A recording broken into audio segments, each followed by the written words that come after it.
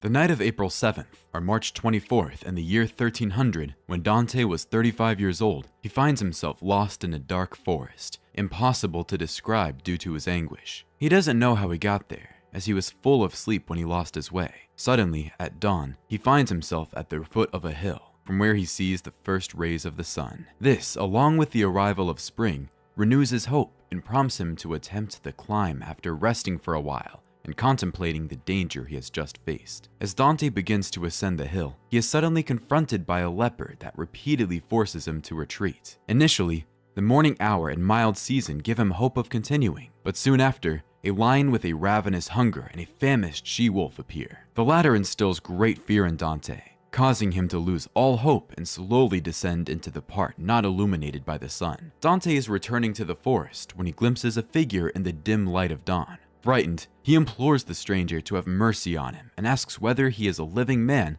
or the soul of a deceased person. The figure responds that he is no longer a living man, but has Lombard parents and was born in Mantua. He introduces himself as Virgil, the ancient Roman poet who lived during the time of Caesar and Augustus, and who wrote the epic poem about Aeneas. Virgil reproaches Dante for slipping into the evil of the forest when he should be climbing the hill, which is the path to salvation. Dante, in admiration, declares Virgil the greatest poet ever and his master in poetic style. He justifies his situation by pointing to the she-wolf blocking his way and pleads with Virgil to help him overcome it. Virgil then explains to Dante that, to save his life, he must embark on a different journey. The she-wolf is an exceptionally dangerous and malevolent creature, incapable of satisfying her hunger, and she kills anyone she encounters. Virgil prophesies the coming of a greyhound who will kill the she-wolf with great pain and drive her back into hell from whence she came. This greyhound will be concerned with spiritual goods rather than material wealth,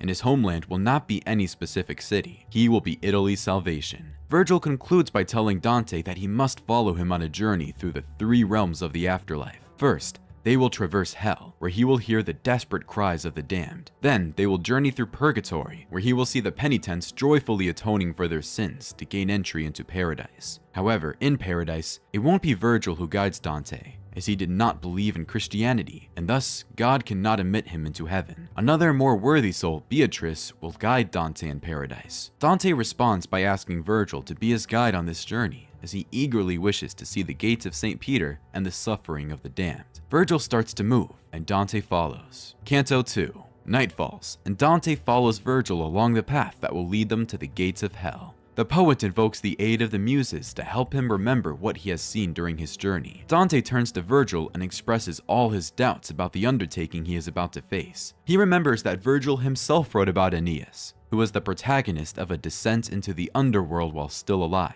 However, Aeneas would contribute to the founding of Rome, the center of the Roman Empire, and later the seats of the papacy, so it's not surprising that God granted him such a privilege. St. Paul also undertook a journey in the afterlife to strengthen faith in the Christian religion, but Dante is not Aeneas or St. Paul, so who allows him to undertake a similar journey? He is now having second thoughts and wishes to retract his earlier decision. Virgil responds by accusing Dante of cowardice, rebuking him for being as frightened as an animal scared by its own shadow. To convince him of the necessity of the journey, Virgil explains who sent him to Dante's aid. When he was in limbo, among the suspended souls, the radiant-eyed spirits of a beautiful woman appeared to him. Dante asks her to command him, as she appeared to be the greatest poet who ever lived. The woman addressed him as such and requested him to aid Dante, the man she loved selflessly. Dante was struggling with the three beasts and was about to turn back out of fear, so Virgil's help was desperately needed. The woman introduced herself as Beatrice, and she said she came from heaven. In heaven, the Virgin Mary had been moved by the idea that Dante was in danger in the forest, so she had asked St. Lucy to intervene on his behalf. Lucy turned to Beatrice, who sat next to Rachel's seat, and explained that Dante, the man she loved, was wrestling with death, dragged down by sin.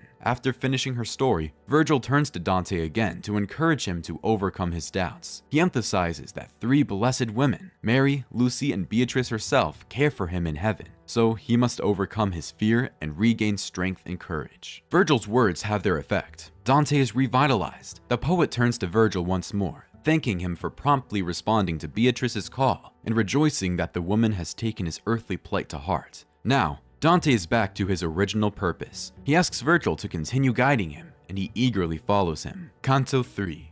Dante and Virgil arrive in front of the gate of hell, on which a dark-colored inscription stands. It warns those about to enter that this gate will endure forever, and once crossed, there is no hope of turning back. Dante doesn't immediately grasp its meaning, and Virgil advises him not to be afraid and to prepare for eternity into hell, among the damned souls. Virgil then lovingly takes Dante by the hand and leads him through the gate. Upon crossing the threshold, Dante hears a horrible mix of screams, words of anger, and strange languages that make him weep in the dark and gloomy place. Dante asks Virgil who emits these horrible sounds, and his master explains that they are the souls of the ignoble, those who did not take sides for good or evil and now reside in the anti-Inferno. They are mixed with the angels who did not choose either God or Lucifer's side. The souls of the ignoble are so wretched that Virgil advises Dante not to gaze at them for too long. Dante observes that these souls chase after a meaningless banner that whirls around endlessly. They form an infinite procession, and among them, Dante believes he recognizes Pope Celestine V, who resigned the papal throne out of cowardice. The poet is certain that these are the ignoble, pleasing both God and his enemies. They are tormented by wasps and flies that cause them to bleed from their faces, and their blood mingles with their tears and is consumed by repugnant worms. Shortly after, the two poets approach a great river, the Acheron, crowded with damned souls along its banks. Charon, the ferryman of the damned, arrives, rowing toward them in a boat. He is an old man with a white beard who shouts menacingly at the souls, declaring that he has come to take them to hell, to eternal suffering. Charon then addresses Dante and suggests he depart, as he is still alive. He adds that Dante will not come here after death, but will go to Purgatory. The demon is silenced by Virgil, who reminds him that Dante's journey is God's will, and he cannot oppose it. At that point, Charon falls silent, while the souls tremble in terror and blaspheme God, their parents, and the moment of their birth. The damned souls gather along the riverbank, and Charon signals to them to board his boats, packing the souls inside